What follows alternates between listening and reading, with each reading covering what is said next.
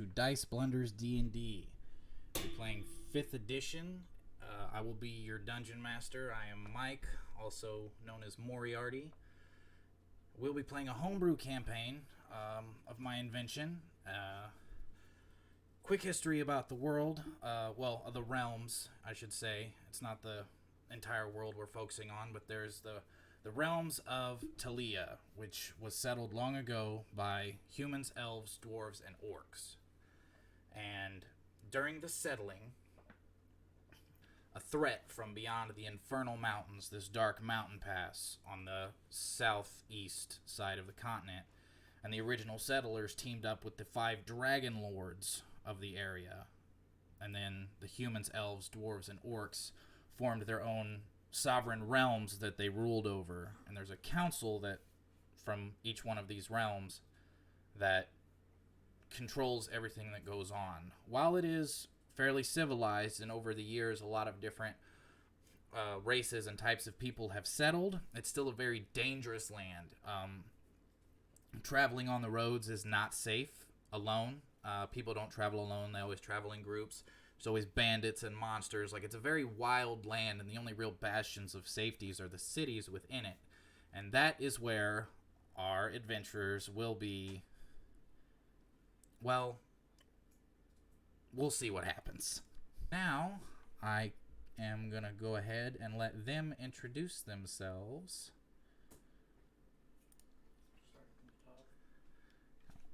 And we can just start with Zach. Introduce yourself and a little bit about your character. Hi, yes, my character's name is Azriel. She was born in Asimar, but she's taught to look over the mortals of the realm. But during her travels one day, she came upon a town and she heard nothing but screaming coming from the citizens. So she rushed to the town to help them to find a master warlock torturing everybody there. So she engaged in combat with the master warlock, and this battle lasted for hours, hours and hours and hours, until the warlock finally bested her, brought her to her knees. But realizing how much power she controlled, the warlock offered her to teach her under his wing to make her more powerful at the cost of leaving behind all of the Celestials and her past heritage. And she agreed. She proceeded to learn under the Master Warlock's wing, brought up to the northern mountains into his secret lair, hidden up there, until one day he decided to betray her in her sleep and try to absorb her power.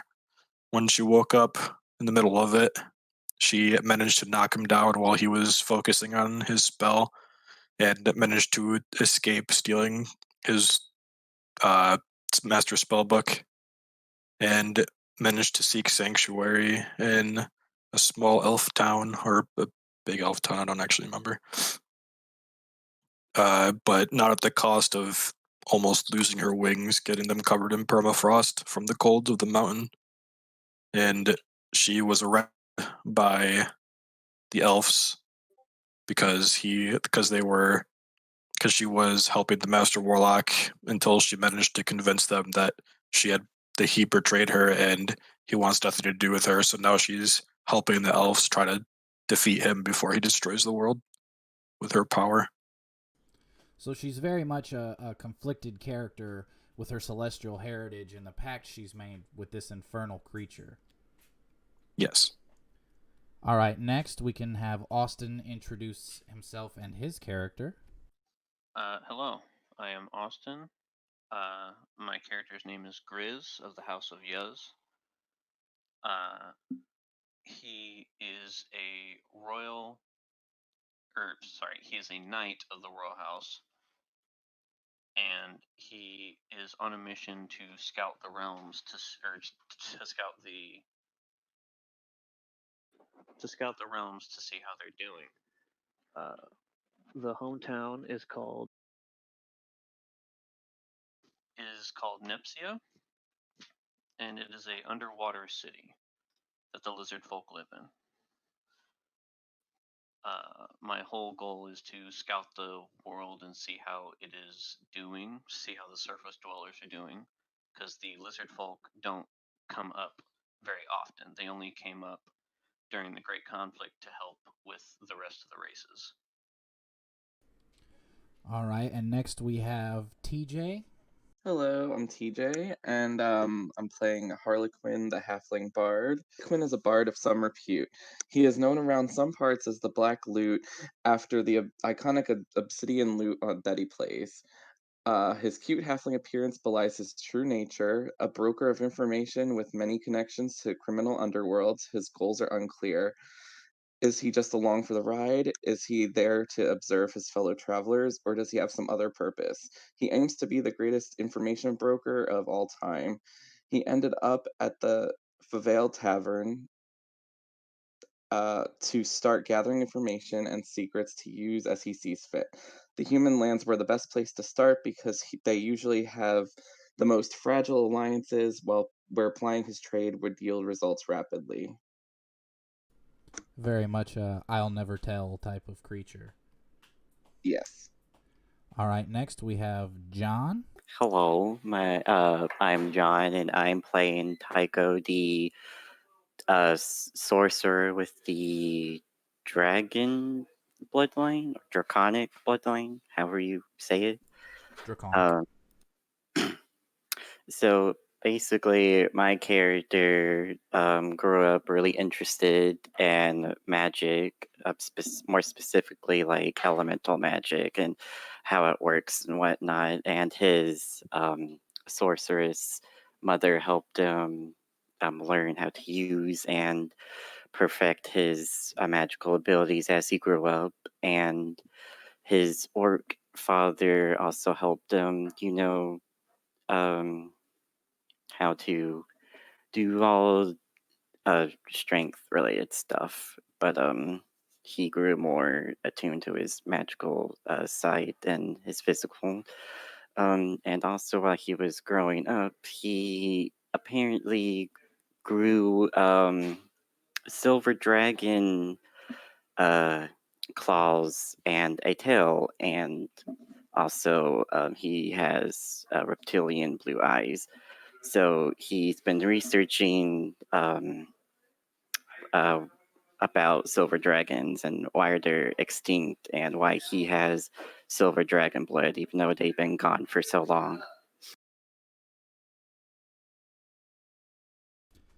And another thing to note is for a half-orc, he doesn't really show a lot of orcan features. His tusks are quite small. The only thing that really gives off his heritage is his pure size. He's larger than regular humans. Yeah, he also wants to one day show to his tribe in his hometown that he is more than capable of taking care of himself.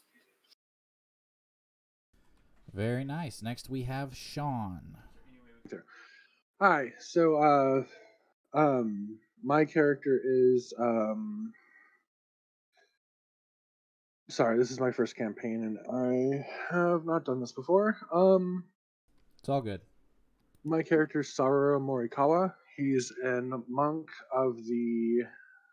My push to talk is making me zoom out of my notes. He's a monk of the Order of the Monkey King. He is a human. He does have some augmentations to himself due to blessings from the god he is a monk of. Being a monkey king god, he is a well-trained monk of the traditional aspects, hand-to-hand combat, things like that. He basically is working to better his fellow men and other kin to basically do his god's bidding and be honored as the highest acolyte in his order and do the wishes of his god, I guess. All right. And yes, there are some new players in this campaign that have either never played before or had not a whole lot of experience. And this is only my second campaign, full campaign, DMing, so we might make mistakes, we might mess up, but, it's all about the fun. And without further ado, we will get started. your characters have gathered in a small town in the middle of the realm of Favale. You have gathered in the town of Draxwell to take a caravan to the capital city of Favale, each for your own reasons. Now, Draxwell is a town roughly in the center of the realm of Favale. Each realm is named after the capital city. On this caravan, you see a few civilians. You guys are probably the oddest looking out of the bunch, even coming from your own quests and goals. You all met here, and you know that it's quite the journey. As everything gets together, a few wagons set out from the town of Draxwell, and you travel for a day, a night, and another day. And on the second night, the caravan master stops, and he decides to set up camp.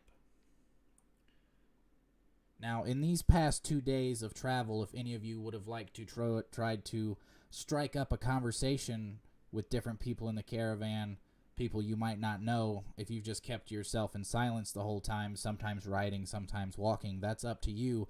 But now there is a small camp constructed on each side of the road. The horses have been set to pasture, and you guys are seemingly going to get a good night's rest if there's anything you would like to do before you went to sleep. I would like to just look through the pages of my master's spellbook to see if anything speaks out to me, see if I learn anything. Probably not right now, but I like to look through it every once in a while just to make sure. Yeah, definitely, as you study over the spellbook, you see that this master that you once studied under was very advanced, and even in the beginning of his spellbook, and what seems that most spellcasters would keep their most simple of spells, it's quite complicated, and it would probably take you some time to fully work it out. Anyone else before we go to bed? Oh, Austin, go ahead.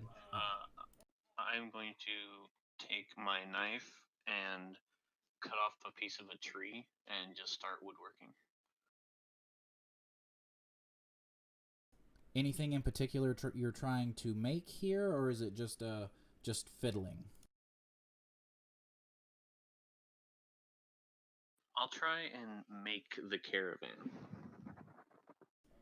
Okay, so why don't you first roll the game? Go ahead and give me, let's say for carving like that, go ahead just a dexterity check to see how well you can work the knife around the wood. I am proficient in woodcarver's tools. Would that help? Yes, you would add your proficiency bonus, so it'd be d20 dexterity plus your proficiency. That is a 16. Yeah, I'd say with a 16, while you're sitting by the fire carving the wood, you actually make what seem to look like wagons and little horses as you sit there and pass the time doing that. Would anyone else like to do anything before you drift off to sleep? I'd like to play my lute and just try to observe everyone as I'm doing so, and see if I can get some people to gather around and dance and maybe even make a couple coins. Okay, so Harlequin will play his lute, probably a song of rest, a nice easygoing song for the camp. Go ahead and make a performance check for me. Got a 10. So with a 10, they're not exactly throwing money at you, but they are. I mean, there's people that have gathered around your fire, and they seem to be having a very good time. If that's all we have, then as you all go to your respective tents, meditate before you rest or lay down to sleep, your thoughts drift. It becomes quiet outside, and all of you soon find yourself in a deep sleep. Until you hear the horses neighing loudly, whinnying. You hear wagons pulled, you smell smoke, and then everything starts to light up around you. And as you all run out of your tents, the scene in front of you is quite horrifying for someone who's never been engaged in combat. All the tents are on fire, the wagons are on fire, the horses are running away, And there are these strange masked bandits all over the camp. Can I try to throw a firebolt at one of them? Well, this is where we are going to roll initiative, and we'll see if you can. I have shared the battle map in Discord. I rolled a 9. All right. I rolled a 13. Right, a 9 and a 13. I got an 11. All right, so we've got... Who got the 9, I'm sorry? Who got the 9? Me, Ezreal. Asriel. All right, and... All right, so Grizz, House of Yuz, what's your initiative roll? 11. Okay. Tycho, what's your initiative roll? 13.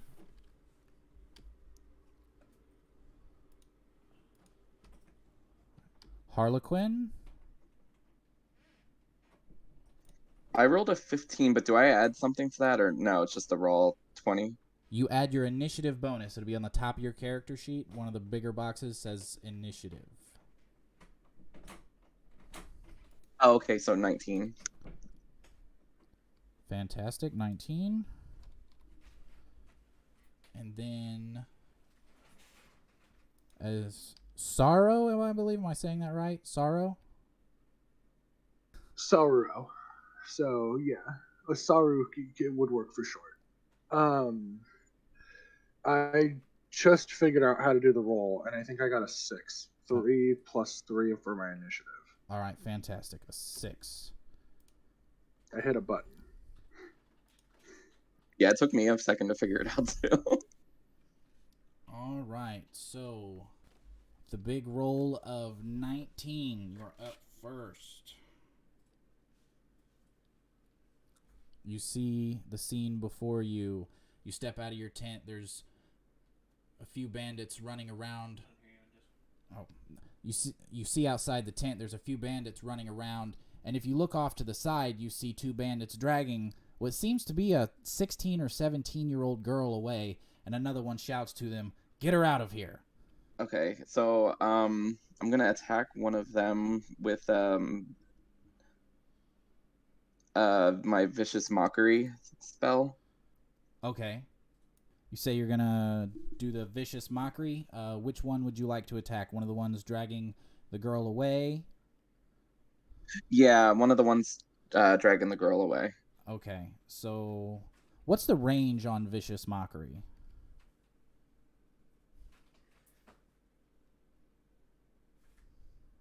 Oh, 60 feet. Oh, so you're definitely in range. I believe that's a wisdom savings throw on my part. Yeah, it's a wisdom, and it says 13. Okay, that's a DC 13 wisdom throw. All right, awesome. So I failed with a 10 against your DC of 13. So if you want to go ahead and roll damage on your vicious mockery, what is it you shout to this bandit, this hooligan that seems to have destroyed your camp? What is your vicious mockery? Unhand her, bitch. Well, that's a good way to get someone's attention. Yeah, you can go ahead and roll your damage on that. I got a 3. All right. 3 damage. Yes. Alrighty. Up next, one of the very bad guys.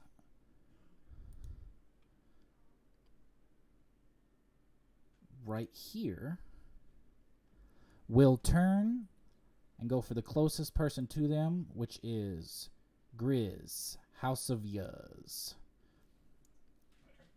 No, it is not your turn. You are getting attacked as it runs up to you with a scimitar-like blade to slash at you. That is a 15 to hit. Does not hit.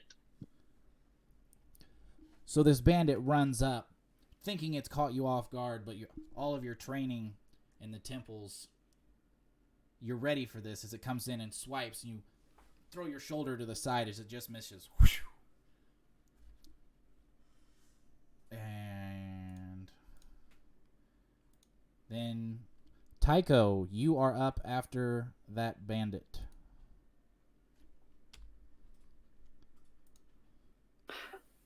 I would like to walk closer to Grizz and try to throw a firebolt at the bandit next to him. You would like to throw a firebolt at the bandit? All right. So say that's 5, 10, 15 feet, maybe about there. Yeah. All right, and a firebolt is a ranged spell attack, if I remember, so it'd be... It's a range of 120 feet. Yep, so it'll be D20 plus your spellcasting modifier. It should be there on your character sheet under actions.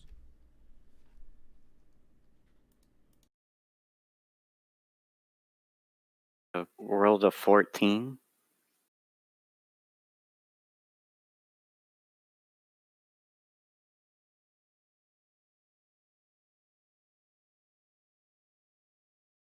And rolled a 6.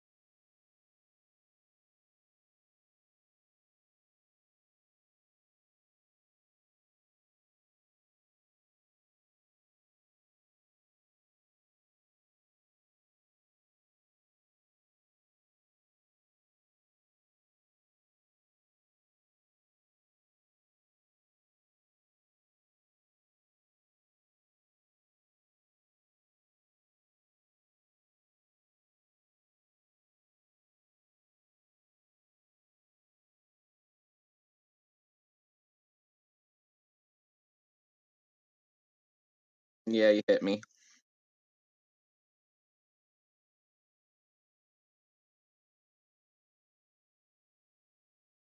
The first strike against start a party, no.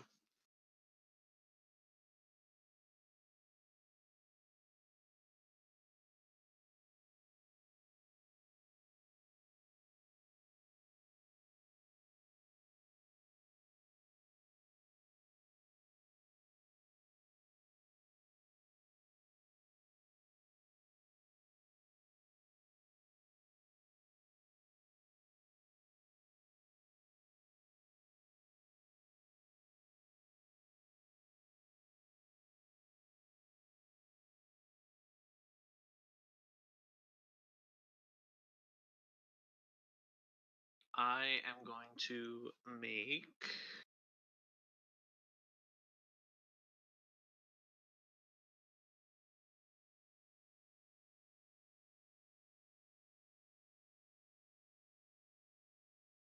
I am going to take a I'm going to use a bite attack against the bandit that is on me.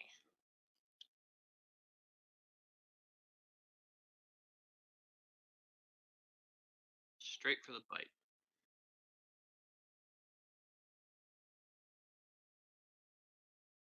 A 15.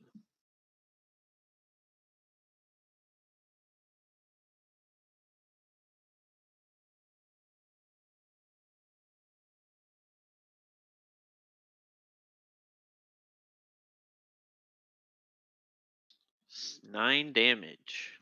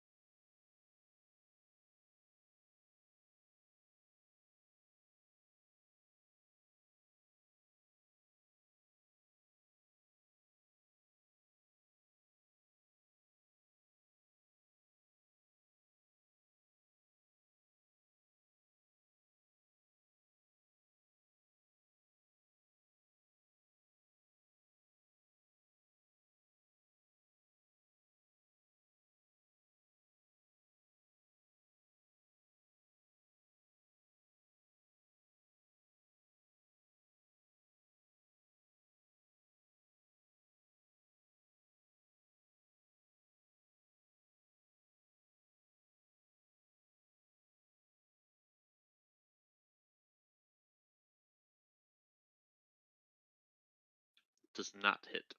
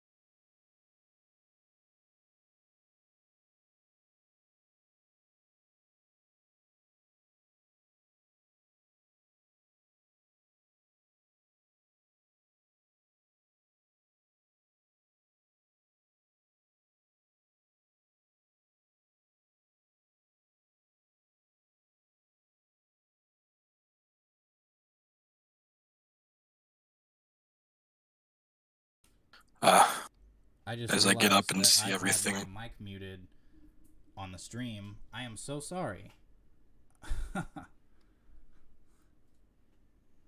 Azrael, you are up. It is your turn. As I get up and see everything that's perspiring in front of us, I scoff and say, God, I can't believe we have to waste our time on these lowly bandits. Hurry it up, everybody, so we can get through this already. Get to the real issues at hand. And I'm going to cast an Eldritch Blast at the one that was Vicious Mockery'd. Okay, very nice. So you're going to go ahead and throw the Eldritch Blast. That is a ranged spell attack roll. I rolled a 21. A 21 definitely hits. For 1 damage. For 1 damage as you shoot out this Eldritch Blast. And it seems it's almost like as you hit it with the Eldritch Blast, the strange amulet it seems to be wearing around his neck kind of flashes. Seems like it might be blocking your magic a little bit as he takes 1 point of damage. Kind of staggers him back, but doesn't seem to hurt him too bad.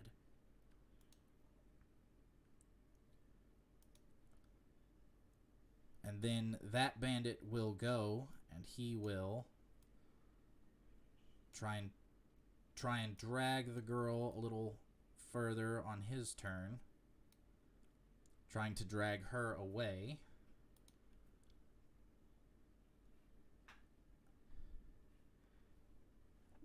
And then last but not least, we have Sorrow. I feel like I'm saying it wrong every time.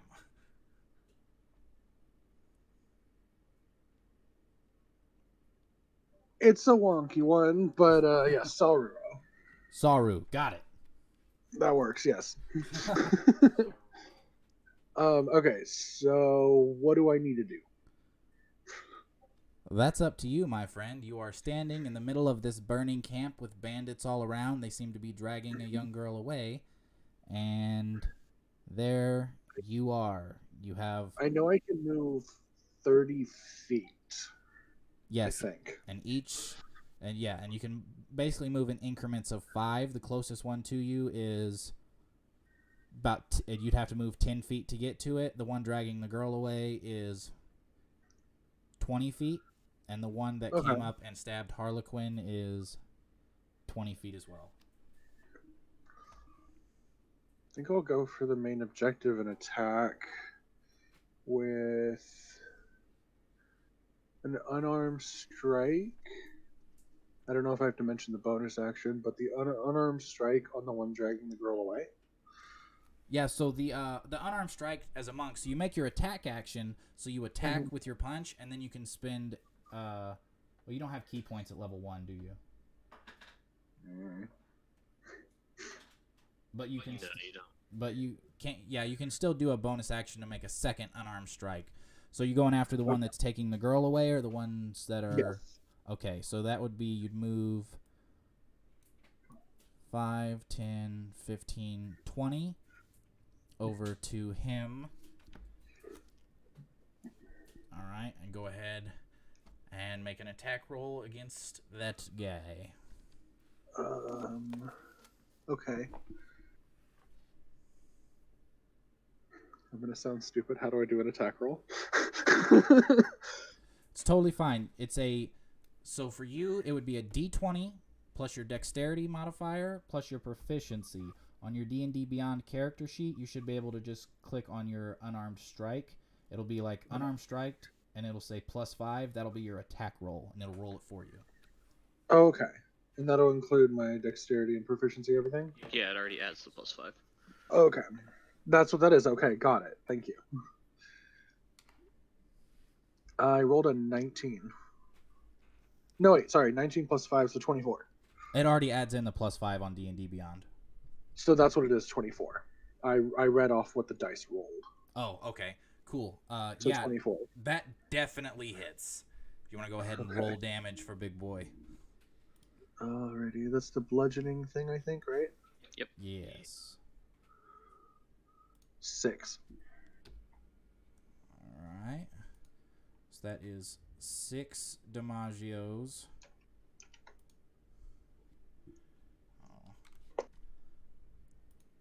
Yeah, and you can tell this one, you're hit. I mean, it definitely got him. It stunned him a bit. And seems like he's going to have a little bit harder time controlling this girl he's trying to pull away.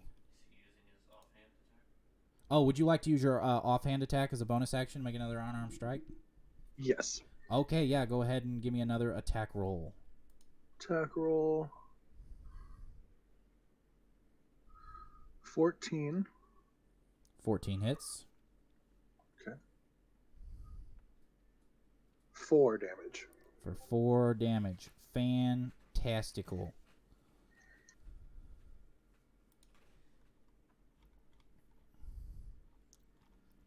And let me. All right. Still not dead, but now it's hurting. It's hurting. He seems to be hurting bad. He seems to be hurting real bad. And up next we have, well, this guy down here. He hasn't gone yet.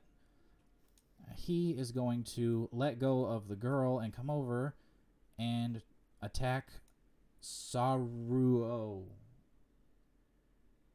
That I'm trying. I'm trying so hard. Saru works, if that's easier.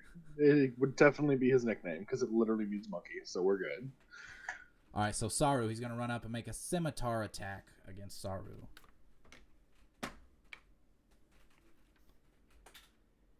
I rolled a 12. Does that hit you?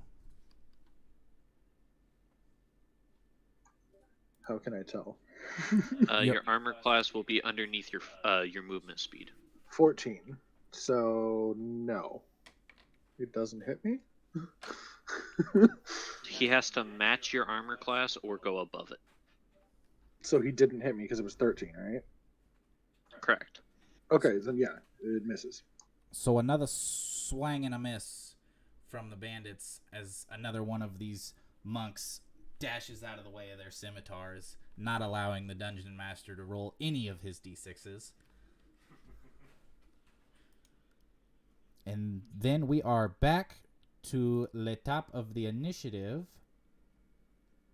Harlequin. All right, I'm gonna stab the person that stabbed me with my rapier. Excellent. Stick him with the pointy end. Go ahead and give me an attack roll with your rapier.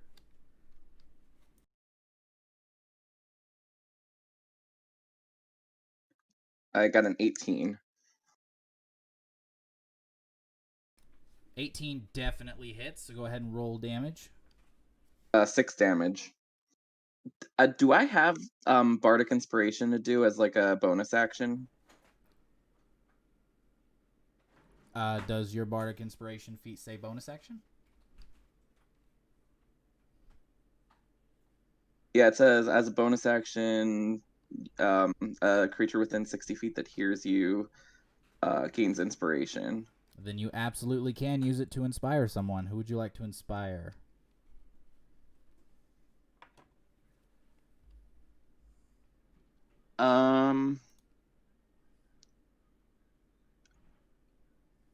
Oh, can I inspire the girl that's being dragged away? Yes, you absolutely can. So your inspiration die is a D4? 1d6. Oh, D6. Awesome. She can add a D6 to her next attack roll or ability check or saving throw, right? Yes. Fantastical. All right, after that, Tycho. Now it's Tycho's turn. My bad. So how does magic missile work? You automatically hit. Pick your target, roll 3d4s or 1d4 and use that result for each missile.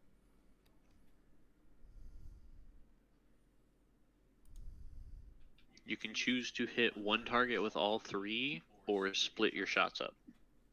Yes, and it automatically hits. So there's no need for an attack roll or a savings throw. I want to use magic missile, 2 of them on the one that, or no, 1 of them on the one on the bandit that's next to Harlequin, and 2 of them on the bandit next to Grizz. All right, awesome. So you turn around and you shoot 1 magic missile at the one attacking Harlequin and 2 at the one attacking Grizz. If you could go ahead and roll those damagios. For each missile, it is 1d4 plus 1.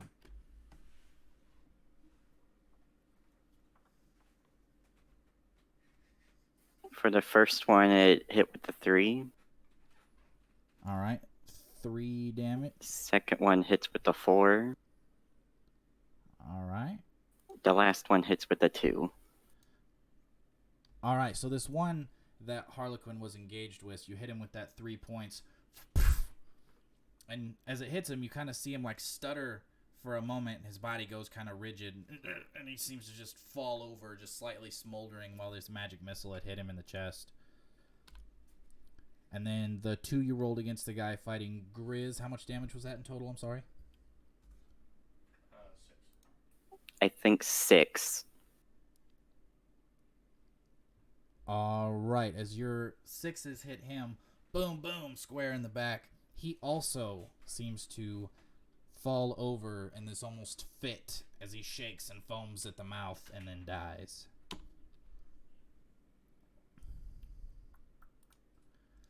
A good use of my spell slot.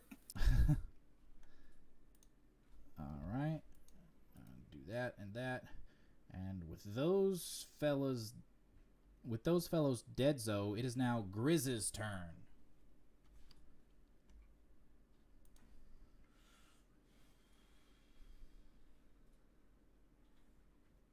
Alrighty.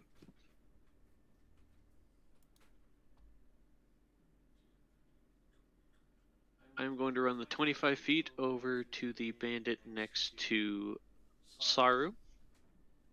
Yes.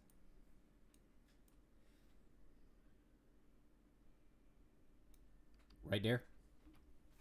Yep. And I am going to...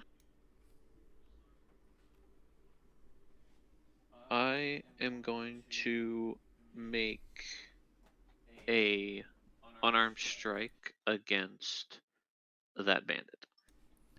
Very nice. Go ahead and make your attack roll.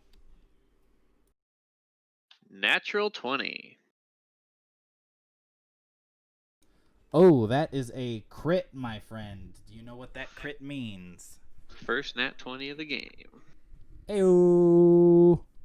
Traditional crit rules are you roll the dice and double it. Some people roll 2 dice of the same type. So if your weapon is a D8, you'd roll 2d8 and then add your modifier. Some people roll 1d8 and double it and add the modifier. So I think what we're going to do is we're just going to do the double dice plus modifiers. So it'd be if you're a D6, then you roll 2d6 plus your mod. That'll be 19 damage. Did you really just roll max damage on a crit? Yep. My dude. So you run up. You kind of engage with these unarmed strikes. Bam, bam. And on the last one, you just kind of open your hand a bit to where your lizard folk claws just stab into this bandit's neck. And he falls down on the ground. So there seems to be one bandit left, still trying to drag this poor girl away. And up next, it would be her turn, and she is going to make another escape attempt. And she will have advantage as the other one is actively being pummeled.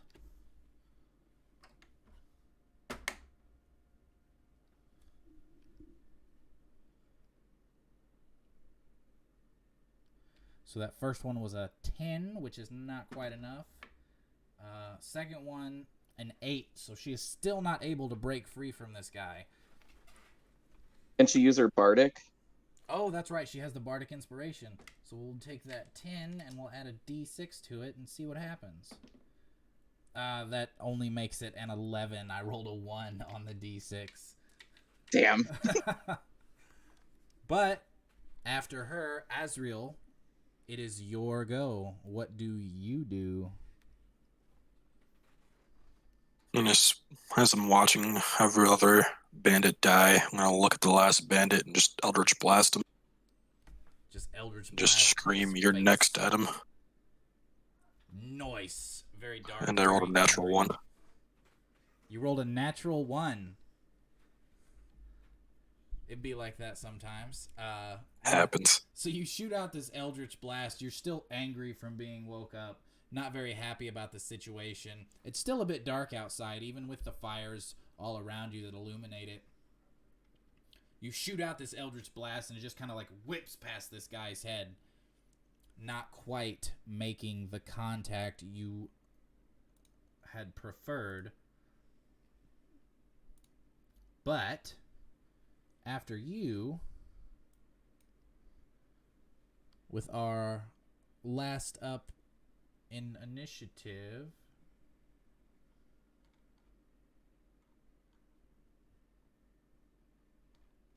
I believe Tycho. Yes, Tycho, right? Yes. Shouldn't it be Harley because he got like 19? No, you are the last person in the initiative. That would be me, Oh. I believe. I haven't gone this turn yet. Okay, yeah, then it's definitely you. I'm sorry, I'm using a new initiative tracking thing on the computer. I'm used to doing it on pen and paper, and I think I prefer the pen and paper. That's totally fair. Okay, so I guess I'm just gonna hit the dude, right? Oh yeah, just punch him in his stupid face. Okay, got it. And so that's gonna be, I think I'll use my quarterstaff this time. I may have regretted to use my quarterstaff this time. 7. A 7 unfortunately does not hit. As you go to hit him with your quarterstaff, he kind of brings his sword up and blocks it. So should I do, or can I do my bonus action even though I missed? Which is the unarmed strike? Yes, you use the attack action. It doesn't matter if you hit or not. Okay. So then I will use that. 20. Nat 20? Total 20. 15 plus 5, so 20. So if it's a 20 and it's not a natural 20, say dirty 20. Say what? Dirty 20. Okay, dirty 20. Yeah, that definitely hits. Go ahead and roll damage on your gut punch, you know, after the swing of the quarterstaff. 6. 6 damage. I believe that would be enough to put this fella on his ass. You come in, you miss with the quarterstaff, and you just kind of bring your fist up behind it. Bam! Right in his chin. You hear bones crunch. You hear his neck kind of snap back as he collapses to the ground. And you are left at the scene with everything burning. Dead bodies all around. Most of the people on the caravan have either ran away or been killed in the night. The horses are gone. The wagons are burnt. And you are here in the wilderness. What do we do? I suggest we try to find the closest town that is next to us.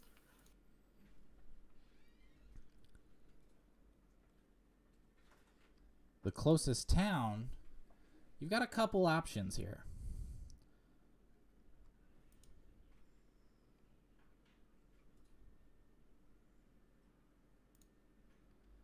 You got a couple options for closest town.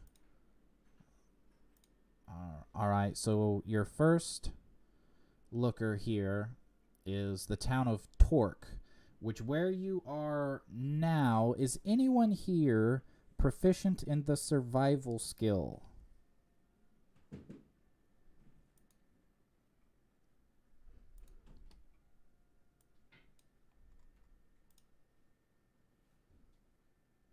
I got a negative to it, so it's not me. I have a +0. So if you look at your survival skill, you see the dots next to all your skills. If it's filled in, that means you have that you're proficient in it. I don't have a filled in circle for that. I'm not proficient in it. I have a +1, but I'm not proficient. All right, well, if anyone wants to go ahead and make me a survival check, whether you're proficient in it or not. If you were proficient in it, I was going to give you an automatic pass, but if you just want to go ahead and roll your survival check and see if you can discern whereabouts you are. I rolled a 10. I rolled 4. 17. So with a 17, you would know you've been on the path for about 2 days. So from what you can discern, you know that there is a patch of forest, the Plimder Forest, just to the kind of west-southwest of you, the small patch of forest you have to go through before you get to Plimder Lake. If you were to go, from what you know of these roads, if you were to go through the forest, it would take you 4 days to get to a town called Telton, a small village on the edge of Plimder Lake. If you wanted to stick to the roads, which traveling in the realm of Favale is dangerous as is, but it's even more dangerous if you don't take the roads. If you wanted to stay on the road, it'd be 1, 2, 3, 4, 5, about 5 days to the town of Torque.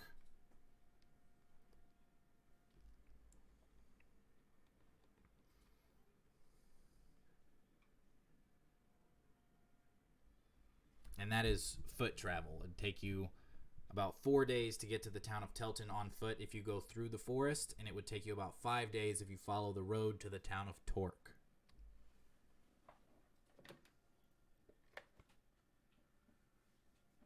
Okay, is that my decision, or am I relaying this to the party? I mean, you guys are the ones. You seem to be the only survivors. You and this young girl that they were trying to drag away.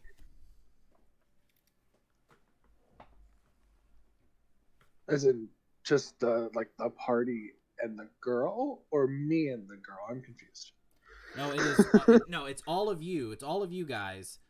Okay. And then this girl. You're the only ones that are still alive or that didn't seem to just run away somewhere. There's no one else around. Am I relaying the two options to the party since I passed the survival check? Well, I suppose that's up to you, my friend. Okay. Well, I suppose I would present the two options to the other survivors and get their opinions to which way we should go. I go over to the girl and I ask, "Are you hurt, my lady?" When you say "my lady," she kind of chuckles, and as you get a closer look at her, she seems to be, like I said, she seems to be maybe 16, 17 years old. She's wearing like commoner's clothes, but I mean they're quite dirty and old. As you look at her, one thing you notice, she's got kind of sandy blonde hair, and if you look at her eyes almost seem they're gold, and they almost seem to glitter. The irises of her eyes, and she kind of chuckles when you call her that. She goes, "Oh, I'm just an orphan from Draxwell. There's no lady here. I was just trying to get to the capital city to try and make some money somehow, And she kind of, the bandit that had fallen beside her, she kind of reaches down and picks up a short bow and some arrows off of its body, kind of grabs his dagger and puts it in her belt.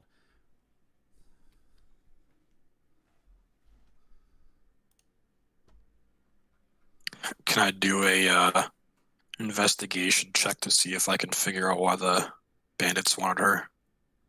So you're examining the bodies? No. I'm kind of like examining her to see if I can notice anything special about her as to why the bandits wanted her. Go ahead and give me an insight check, not an investigation. Never mind, I rolled a 2. Yeah, I mean, she's got weird eyes, but she just seems like a regular kid.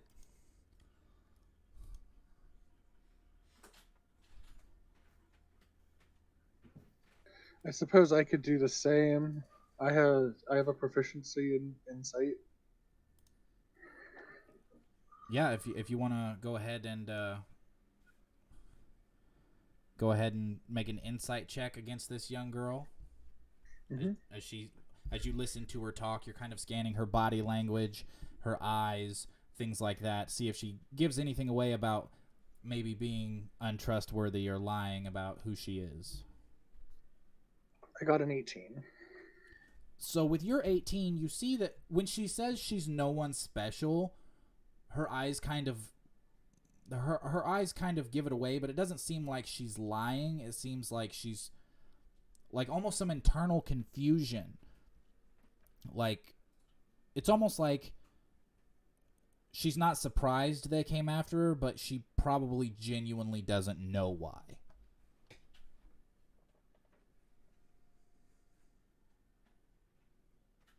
Okay. I'm going to suggest to the party we should probably head to town. Don't know what's out here. Oh, I guess I should add that another option is always heading back towards Draxwell, but the closest town to the capital would be the one that you would have to go through the woods to. The beautiful town of Telton by Plimder Lake. So would you all like to stay on the roads or go through the forest? Forest seems faster but riskier. I feel like going through the forest would be our best bet. The bandits are always watching the roads. What's life without a little risk? So we watch out for the animals. I think we'll be okay. I think it sounds like we are on our way through the forest then. Since the girl didn't need healing, I'm gonna use a spell slot to heal myself. Okay, you're gonna cast Cure Wounds on yourself? Yeah.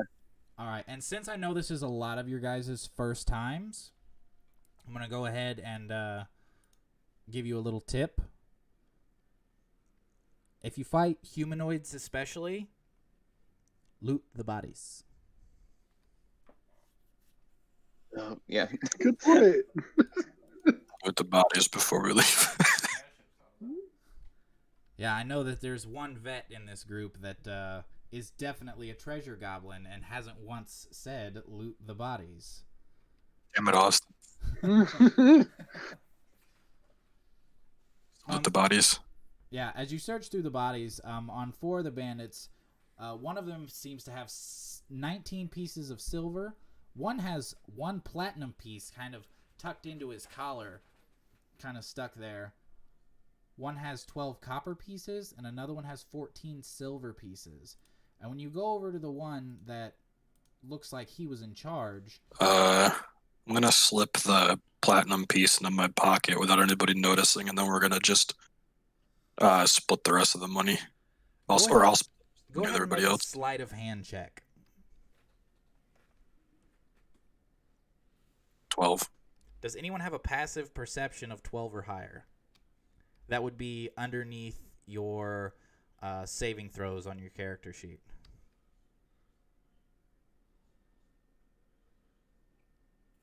No, I don't.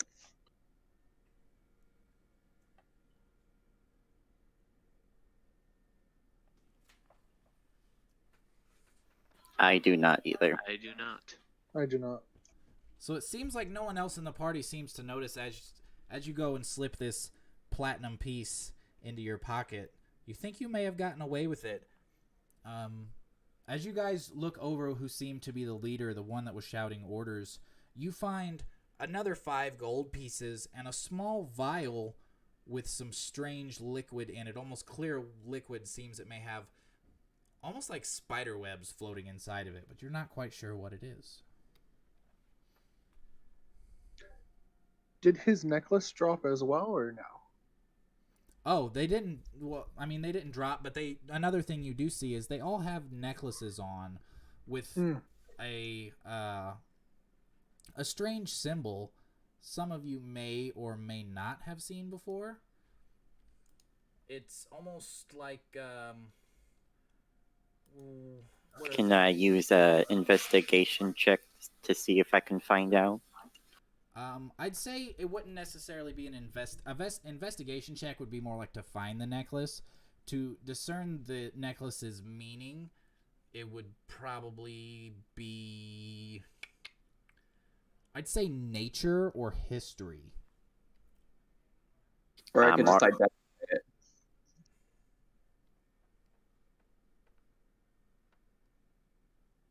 Say what? I could just identify it, right, with my spell. Yeah, you could identify. The necklace if it's magical, or you could identify the potion. The necklace, you don't know if it's magical or not. You know that identify can work on potions because potions are inherently magical.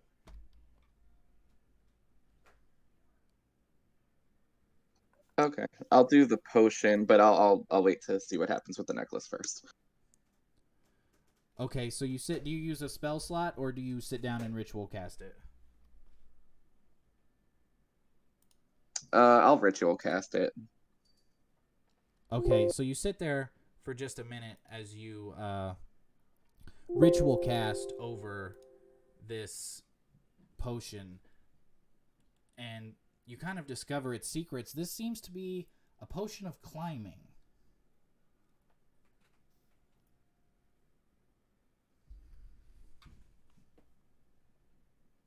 All right. Well, it looks like this potion will help us out if we ever need to climb something. So it couldn't hurt for someone to hang on to it. Speak for yourself, Ook. So, one of you, and I guess that's something that can decide between the party, but you can, in D&D Beyond, put a potion of climbing in your inventory. And the symbol on the necklaces that you see, it's almost... Well, I hate to break the immersion so hard, but have any of you ever seen the TV show Charmed? I have. Yes. So you know the weird, like, 3-pointed thing? It's like a trinity. I can't remember what it's called. I don't either, but I know what you're talking about. Ketra. Yeah, that. It's one of those, but it's upside down, pointing down.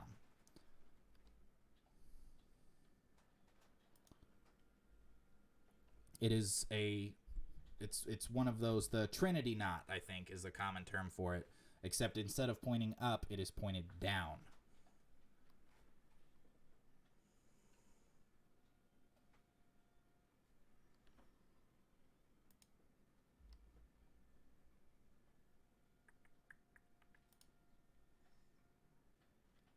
So the Trinity knots on the potion, right? No, those are on the necklace, the amulets that these bandits were wearing. Does anyone have a proficiency in history or nature? I'm proficient in history. Go ahead and give me a roll. Or I guess Arcana could work too. Oh, the 16.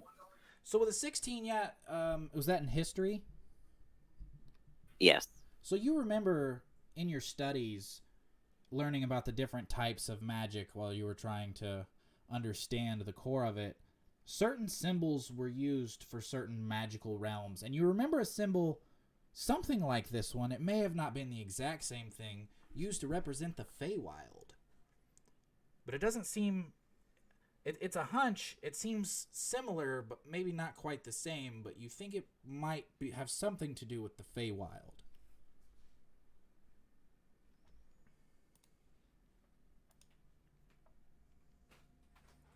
Tell the rest of the group this. Well, I'm not entirely sure, but I think this necklace may be somehow connected to the Feywilds. If it's connected to the Feywilds, we might need that in the future. Hold on to it for now. I do believe they did not drop them. I don't know if that means we can pick them up. Oh, you could definitely. So Dungeons and Dragons and you don't have to worry about what they drop. If they have it on their body, if I say that they have it, you can take it. You can take their clothes and their boots. Gotcha. You can take your skin. Actually, you do have a lizard folk in your party, so you might end up taking an arm or two. Road snacks. Take the necklace and hold on to it for now. We may need it later. Yeah, and they all seem to have one, so there should be enough for each of you to have one, actually, if you wanted to. And you just go ahead and make a note that you have a Trinity Knot necklace. I'll have one too.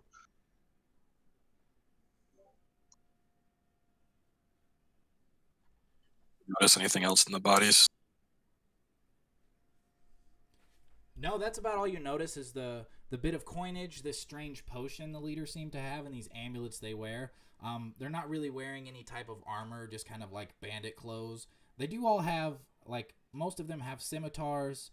One has a spear, and this girl has already taken a short bow and a dagger from one of them because she seemed to be unarmed before this all started.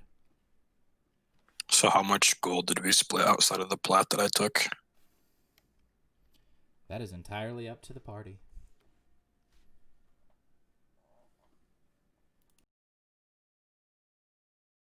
Well, how much gold was there, I should say, outside of the piece of plat that I took?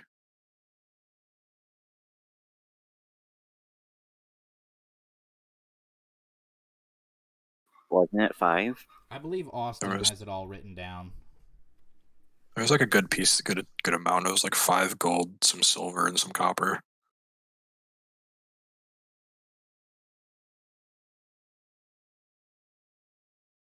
Austin. I'm adding it up now.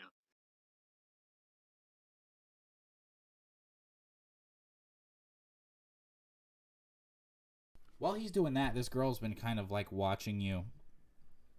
And she walks up to you. She would probably walk up to, I'd say out of your group, Harlequin, because he's the least intimidating looking. And she just kind of walks up and she was like, well, thank you guys for helping me. I probably wouldn't have been able to fight them off on my own. My name's Sarana. I go by Sara for short.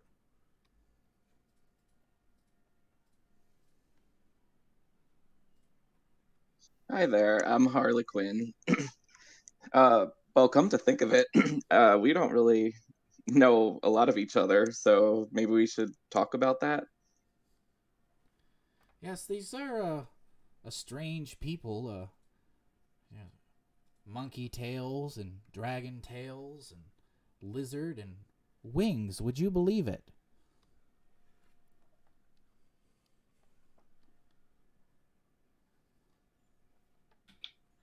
So everyone gets 1 gold, 3 copper, and 7 silver.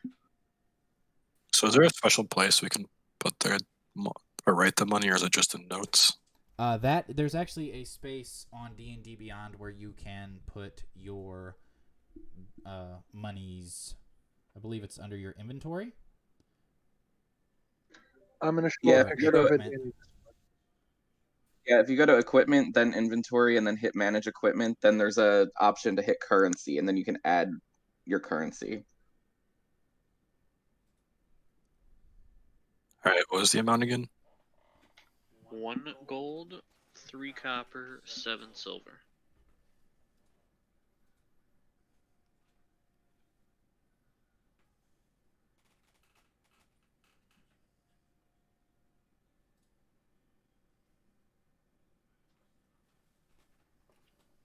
And this is us agreeing to split it, right? Nobody else has any objections. That's up to everyone else. It's pretty fair. If anyone wants to object or try and get more, they can. Duel for the pot. I'm just kidding.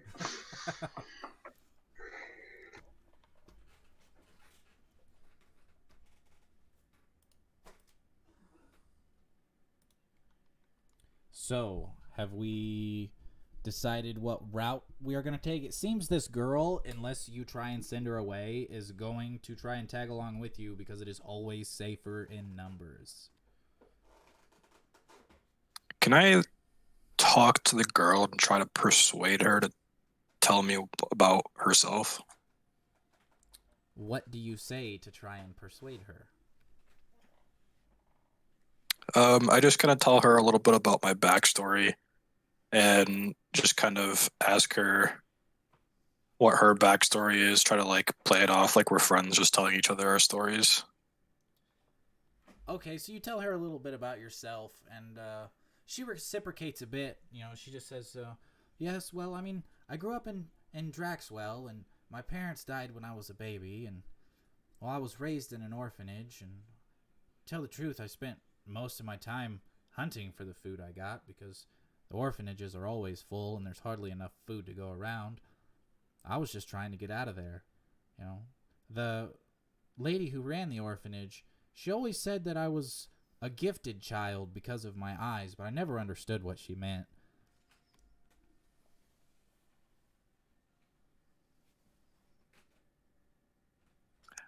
Young one, have you noticed any unordinary abilities you hold? Do you see further in the dark than most? I mean, I do have an ability. I do have the ability to see at night a little better, to where it would be dark. I kind of see it in shades of gray, and, well, one time I'm pretty sure I made a plant move with my mind, but I'm not sure how I did it. With your mind, you don't say. Yes, I was You just sound watching like- trees fall. I was watching leaves fall from a tree, and I said, well, man, I just wish that all the leaves on that branch would fall. And then they all fell. It scared me. Have you tried testing this power more? Not really, no. It's hard enough being an orphan, not to mention an orphan that everyone's scared of. It's okay. You don't have to be scared here, young one. We're all special here. I hold out my dagger and look at her in my hand. I hold out my dagger in my hand and look at her and tell her, look at my dagger and try to lift it off of my hand with your mind. She sits there and she like puts her hand on her head and she thinks really hard.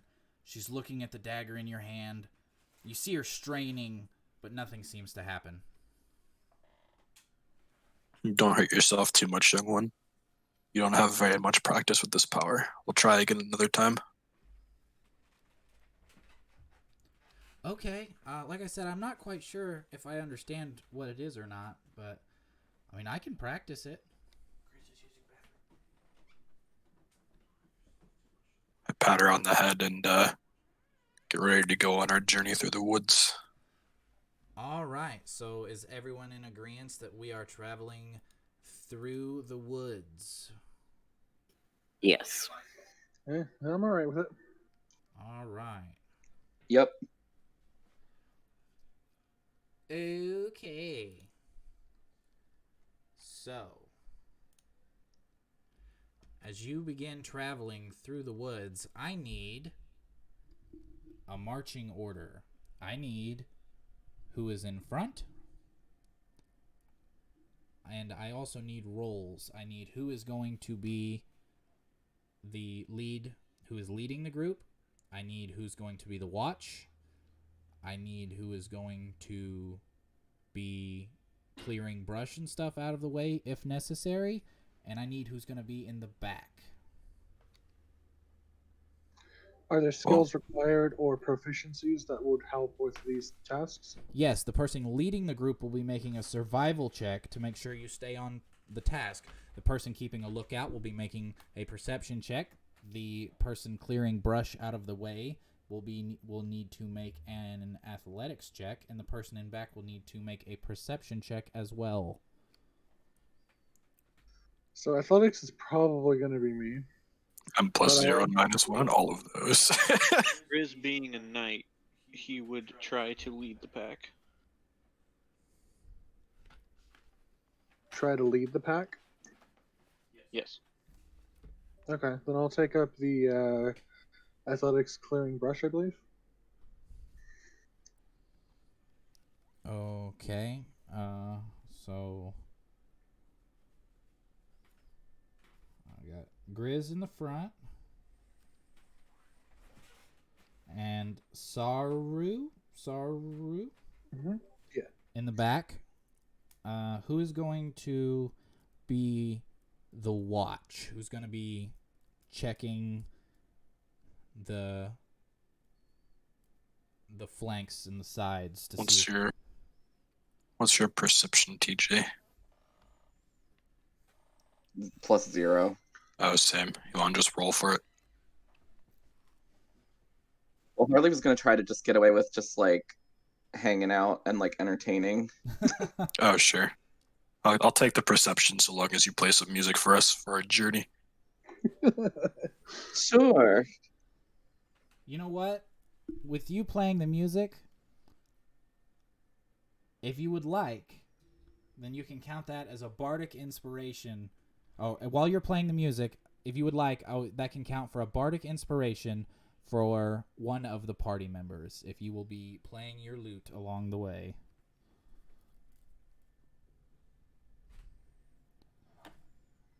Okay, I'll give bardic inspiration to the. Quick question before he decides. Can this bardic inspiration help with one of the deficient stats? Somebody who wasn't proficient in the task they were assigned.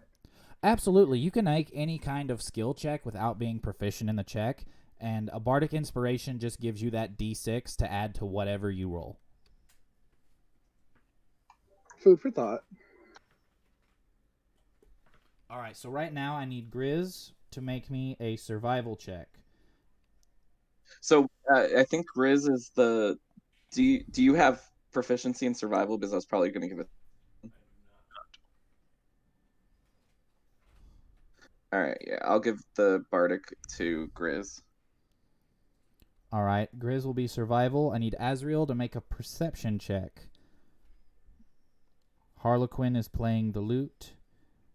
Sorrow will be clearing the brush, so that's a athletics check. And Tycho, I don't think you have a task on this march. I'm not sure what's left. If anything, you can aid Sorrow, and then he will get advantage. You can take the help action, essentially. I'll do that then. All right, what do we get on our checks? With the bardic inspiration, I got a 7 in total on survival. Nice. All right, Azriel, what you got?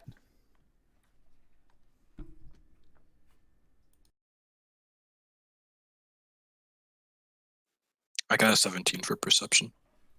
All right, 17 for perception. And Saru. Saru works, yes. I'm sorry. It's okay. That's why we're going with Saru. And you had advantage because Tycho was taking the help action.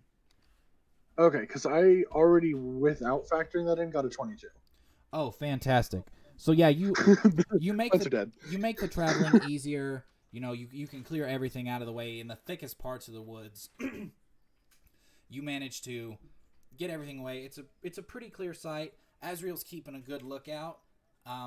You're not seeing a whole lot, Azriel, but after a while, you feel like you're walking back the way you came, just on a slightly different path through the woods. It seems your navigation is not going incredibly well. I wonder whose fault that could be. You guys needed my muscle, not my survival instincts.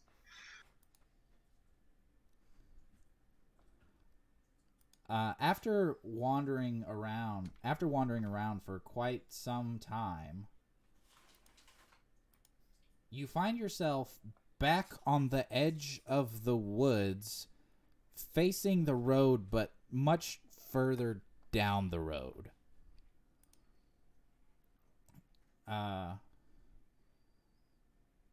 As you look out, you're almost to the edge of the woods, it seems like. You know, you feel like another 2 miles or so, and you would be on kind of like the outer edge of the woods, and you could skirt around it to go to Telton. But that would still be that would elongate your travel a little bit more if you just wanted to leave the woods and walk around it. Or See, I know where I'm going. I let us out of the woods. But are we any closer to town, though? I mean, you're closer. You could have been a whole lot closer if you hadn't managed to get completely turned around. Lizards, aren't you supposed to be good at traveling? I'm pretty sure I've never heard that. Wench.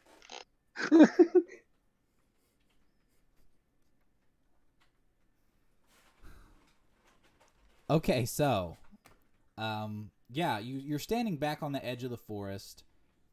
You can turn around and have someone else try and guide the way through, or you could just try and walk out of the forest and go around it.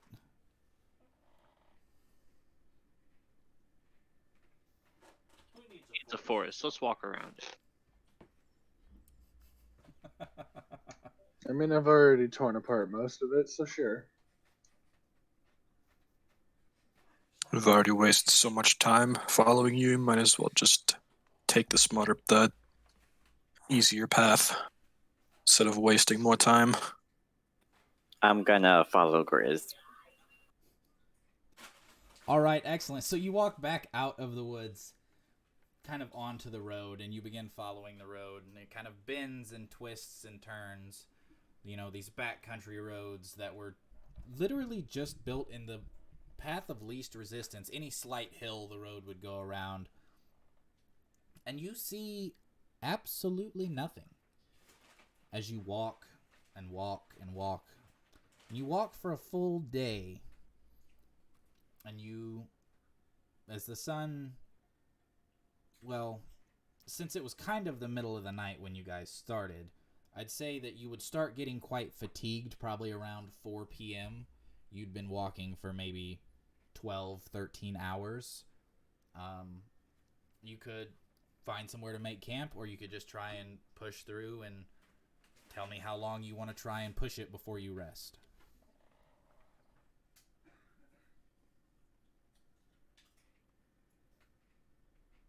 Maybe we should go until it gets dark again, so then we can be back on like a normal schedule.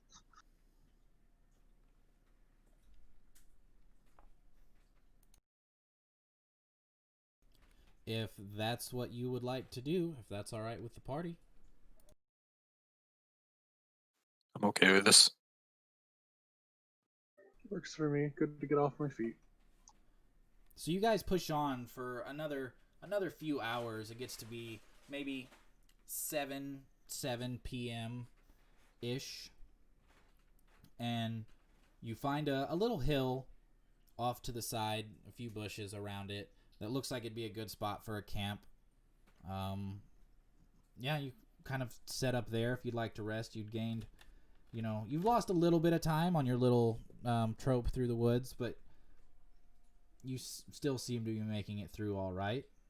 If you're going to be camping here, the way a long rest works in D&D, all right, you need an 8-hour period for a long rest, 6 of which must be sleep, 2 of which light activity, unless you are some type of elf or fey-like creature. It would say in your racial traits whether you would just need to trance for 4 hours for a long rest.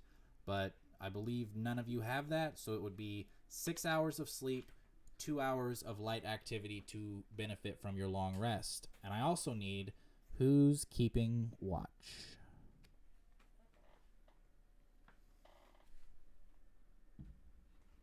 Is there a proficiency that the watchman should have? Is it perception?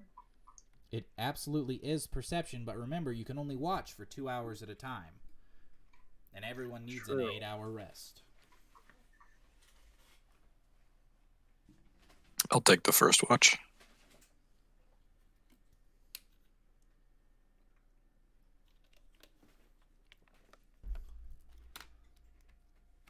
All right, so you guys bundle up. I don't think any of you have any tents or anything in your inventories. I believe most of you have bedrolls, so you're just kind of sleeping under the stars. As you look up in the sky, the 2 moons travel across the sky as you watch them, one larger than the other. And it seems almost peaceful. The land is quiet all around as you drift off to sleep. Azriel, go ahead and make me a perception check. 6. You don't hear anything. I don't see nothing. Not much Gucci going boys on. with Gucci. But even with a 6, with you being quite distracted, frustrated that your nice wagon trip has been interrupted, nothing seems to happen in these 2 hours. Who has the next watch? Who do you wake up? Wake up Grizz. All right, you kind of go and jostle Grizz awake. Grizz. You dead night. Wake up, lizard. Make up for the time you made us lose earlier and stand watch while I nap. I'm a great guy, just because you didn't follow properly. I followed you perfectly. That is why I'm here, isn't it? I think everyone in the party knows it was 100% your fault they got lost. Fine, I shall stand watch and protect you like I gracefully guided you through the forest. Would you just make me a perception check? At 1. Oof. There is a reason the symbol for this channel is a nat 1 that says oof, big oof. All right, so yeah, no, you're sitting there and you're whittling your little wagons, and yeah, that's bit odd, but it still seems quiet. Still seems very, very quiet. Who do you wake up for the next watch?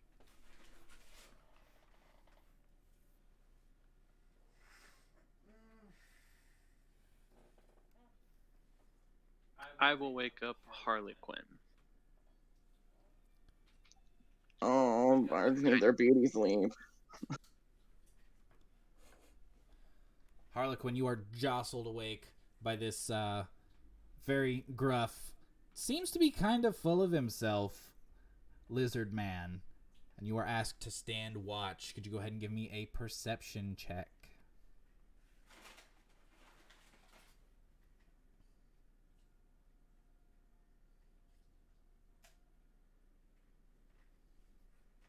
Oh my god, another nat 1.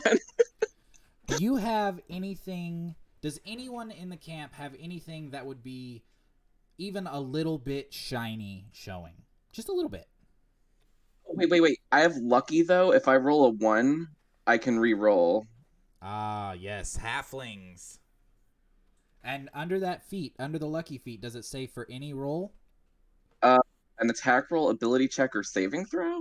That is definitely an ability? Or is that... That'd be... Wait, that's a skill check, right? So maybe not. Never mind. Yeah, I think technically it'd be a skill check. Does... You know what? I'm gonna let it work. I'm gonna let it ride. Go ahead and roll again.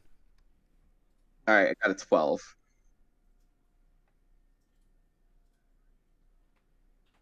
A 12. 1 second. Yeah. Yeah.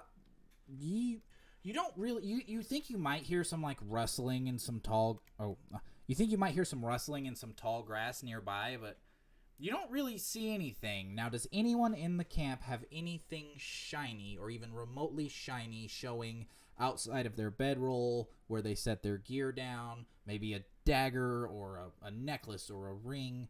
Even if it's not of value, is there anything that could be perceived as shiny by a less than intelligent creature?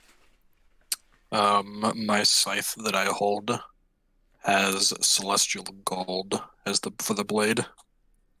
Do you hold it while you sleep?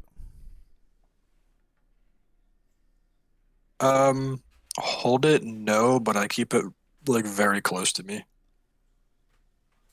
All right, so let me go ahead and make a roll real quick.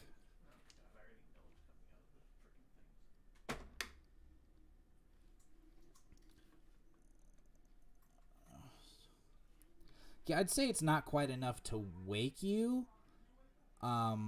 But with Harlequin's perception roll, you see a very, very small dragon-like creature. It's like a dragon, but the size of a rat. And it's kind of like lurking its way towards this golden scythe that's just kind of sat next to his bedroll. And it's kind of like sneaking up towards it like it's going to try and grab it.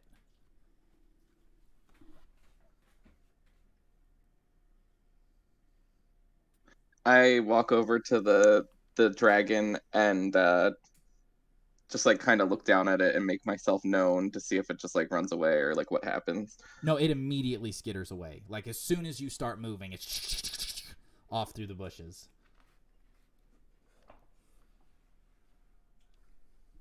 I kind of just shrug it off as like a little animal and go back to watch. Absolutely. I believe we have 2 more hours left in the rest. Would anyone like to take that? I'll wake up Tycho. So, Tycho, you are awoken by Harlequin, the halfling bard. Is it my time to keep watch? Yeah, I need sleep. You see anything weird while I was asleep? Some like little lizard thing. Make me an Arcana check, Harlequin.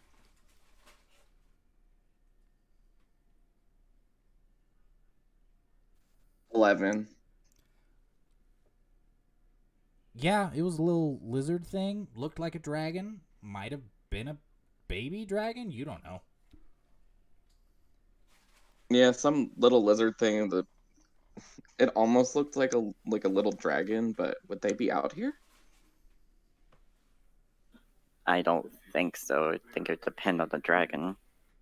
You could also make an Arcana check if you wanted to see if you know what he's talking about.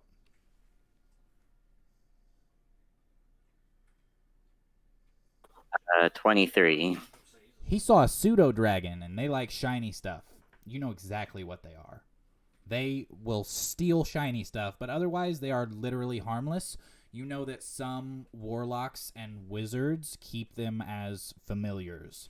They're magical creatures, but genuinely pretty harmless. And their color goes by their age. You would also know that with a 23.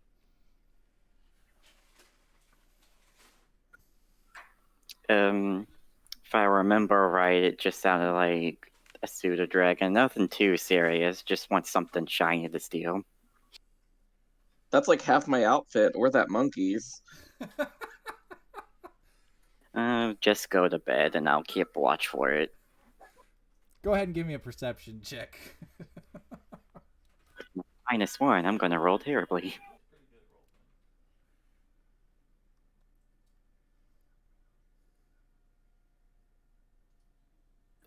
15.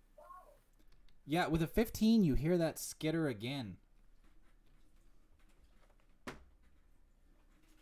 He's not as stealthy this time. You know where he's coming from just before he comes out of the bushes. He's going for that same scythe. Like he wants that scythe. Can I ask him in Draconic what he's doing? When you ask him, he kind of turns his head, looks at you,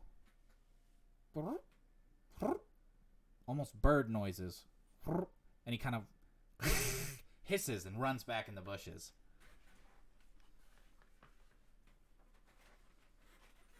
He seems to have less intelligence than you'd think. He's red, so you think he might be very young. Very young. Guess I'll just leave him be then.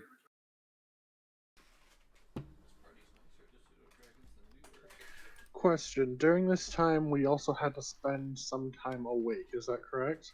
You don't have to, no. You can sleep for the entire 8 hours if you would like. Okay. Because I kind of wanted to utilize my cook's utensils and make a small portion of food. Yeah, If absolutely. that's possible. Yeah, I mean, I'd say cooking is definitely light activity unless you're preparing a feast. So yeah, you could wake up a couple hours early and whip yourself up something for breakfast if you'd like. Would I be able to make something small for each person? That depends. Or is that a... What do you have?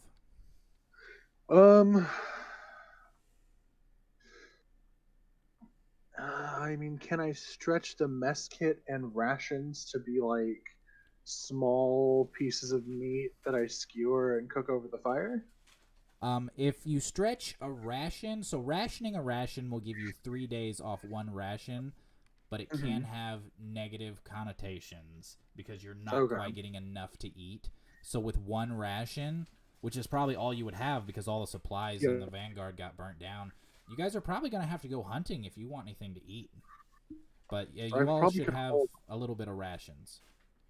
So I probably could hold off till we do a hunt, and then I could cook everything. I guess that would make more sense. Yeah, probably. Okay.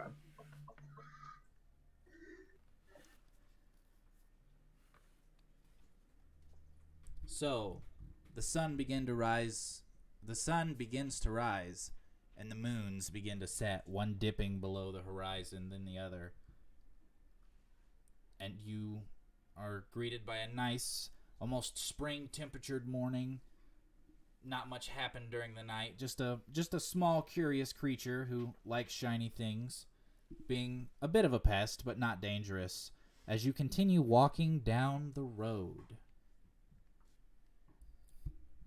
Who is walking at the front of the pack? Who would be the first one to see something if something was there? I would push Siriu to the front. Who? Monkey Boy. Saru? Oh, Saru. Okay. Go ahead and make me a perception check. 17. Very nice. So you catch it earlier than you thought you would.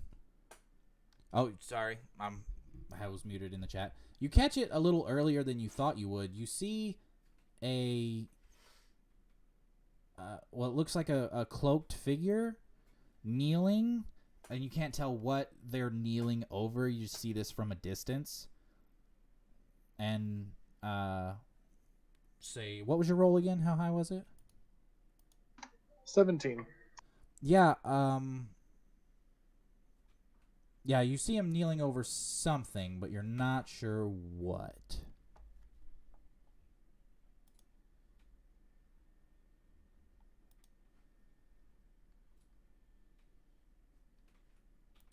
Could it be more bandits? It doesn't quite look like a bandit. It seems to be wearing some type of robe or cloak, hood pulled over its head. Is it more of an Arcana-based robe or a religious robe? It just looks dirty.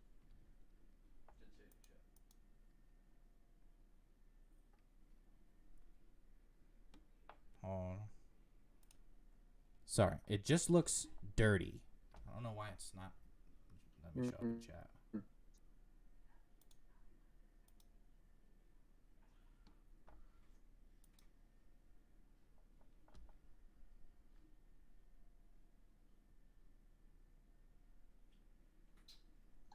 I suppose I could go check it out on my own using a stealth dexterity proficiency. You want to try and get closer and look at it with some stealth? Go ahead and give me a stealth roll, my dude. Okay.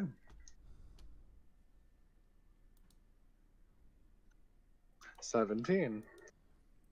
Yeah, with a 17, you can get a little closer. You see, it's as you get closer, they're kneeling over a body. Kind of light armor on, maybe medium armor. Looks like some kind of warrior patrolman, you're not sure. But it's definitely a body that they're kneeling. Can Grizz see this from where he is? I would say that Grizz probably could, unless he got closer, could just see kneeling over something. Okay.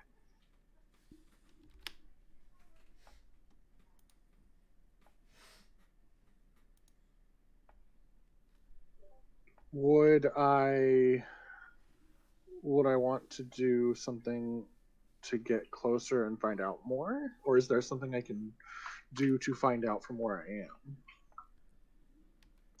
I'd say from where you are, yeah, the best you can do. I mean, if you want to get closer, it's going to be another stealth check. But yeah, it's just a cloaked figure kneeling over a body. It's not really moving, so you can't see any hand gestures or anything like that to try and figure out what exactly is going on.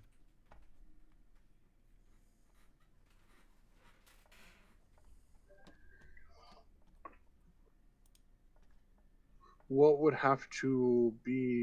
type of skill would have to be invoked to determine this?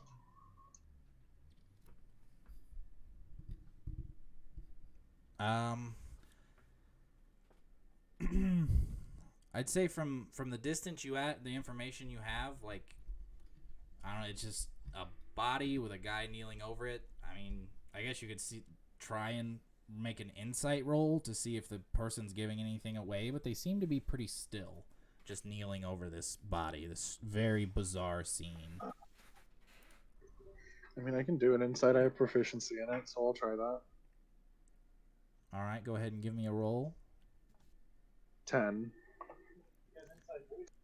Yeah, you can't.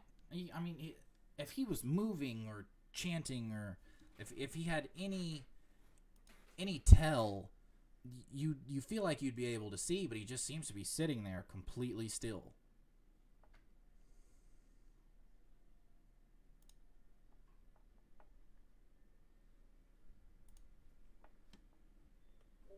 And he hasn't seemed to notice you yet. Right.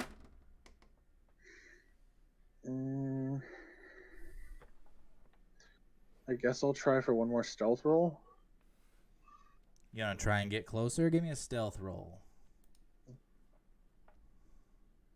16. All right. Yeah, you managed to get closer, and he kind of looks around as you kind of hide yourself behind this small bush. As he looks around, you don't think he notices you,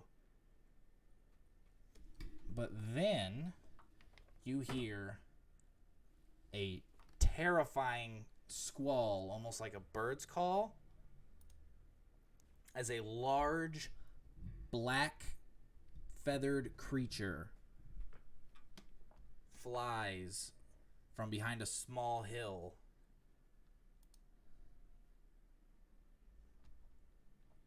And what you see is what I'm going to bring up in just a minute, but a black griffin swoops in, coming right for you. No, that sounds scary.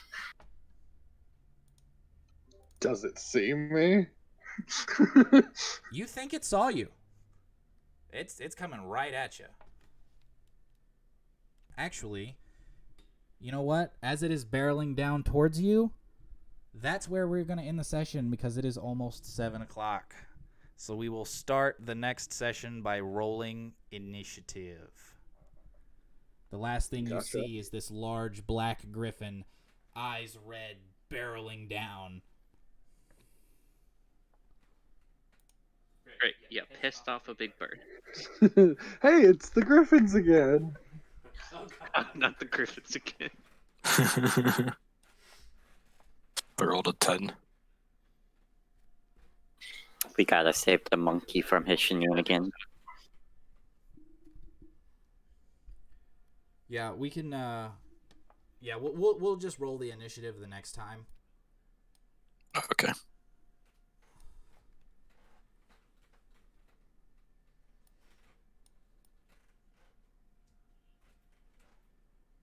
But yeah, no, big Griffin boy definitely saw ya.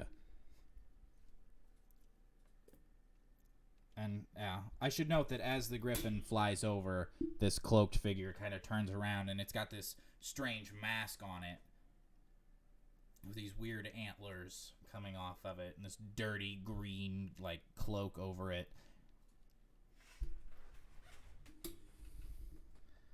And yeah, that's where we're gonna end today, my dudes. Makes sense.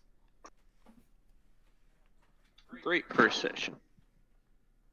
I could play this like all night. Yeah, see, that's the thing with D&D is you really like once it starts, you really don't want to stop. But you know, schedule constraints and everything. Everyone's got different schedules they have to keep to. So we'll play as much as we can when we can. Well, yeah. What do you guys think so far? What do you think about how your characters play and stuff like that? Because this is kind of our session 0, even though it's technically a session 1. I like it. Got a lot of punchy boys. Other than getting lost in the forest, I think it was pretty fun. Beautiful navigation. My dude, a 7 is what you rolled on survival? Glorious 7. And An inspiration. That was with the inspiration. in an environment you're not familiar with. Yes, you absolutely got lost and went in circles. Absolutely.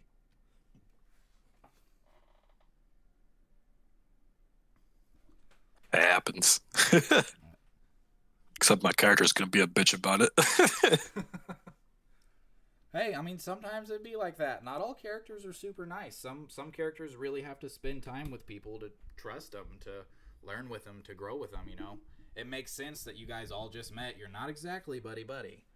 You know, those of you who are more nice seem to have a more good type alignment.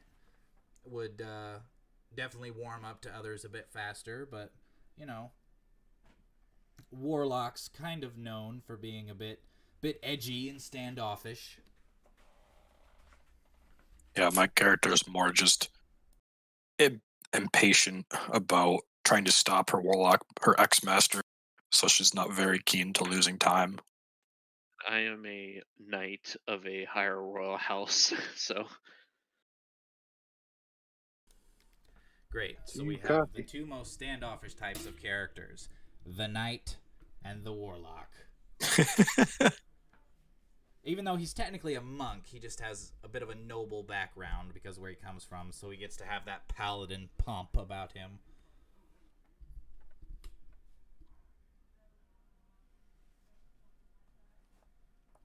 y'all are lucky you're new, because I was going to play one of my other characters, and y'all wouldn't have liked him.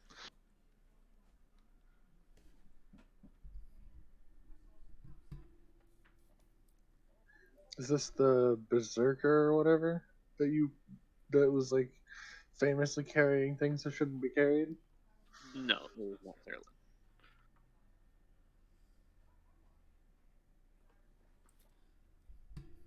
Well, I'm glad you aren't playing a complete asshole character because it makes it a bit easier on the DM.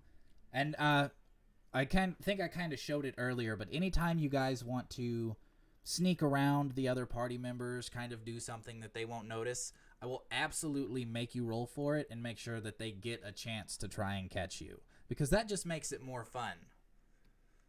Oh yeah. Especially when Harley tries to goof off. For sure.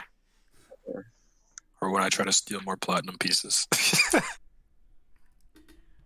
It'd be like that sometimes, but I hope you guys had fun, and we will do it same time next week. Yeah, and we will open up in initiative against a black griffin and whatever this other fella is kneeling over this dead body. Yeah, I had a lot of fun, and we'll see you guys next week. If any of you have any shout outs you want to do, any socials you want to plug, channels, streams, any of all that, you can go ahead. Ain't got none. I do have nothing. Nope. I as well currently have nothing. It's your boy Harley's in line. No, just kidding. I don't. on YouTube. Who's got a what on YouTube? Zach has a YouTube channel. I haven't uploaded down in a while though because my computer's poop. Wednesday though. Wednesday I get a new computer. Change Wednesday. All right. So I might just start up a stream as well and stream with you on next weekend. Okay. Yeah, so if no one else has anything, you can find me on Twitter at Moriarty77. If you search Moriarty, how it's spelled in the stream, on Spotify, you'll find my music. If you like kind of a darker tone of hip-hop music, kind of that underground, I don't know, I don't want to say like Juggalo, but it's definitely like darker. Yeah, you can find my music on there. It's for some, but not for many. And Moriarty Games is my YouTube channel and my personal Twitch, where I'm currently very, very badly playing through Dragon Age Origins and Final Fantasy VI. And yeah, that's what I'm doing. Everyone who watched, I'm glad you were here, and we will see you next time.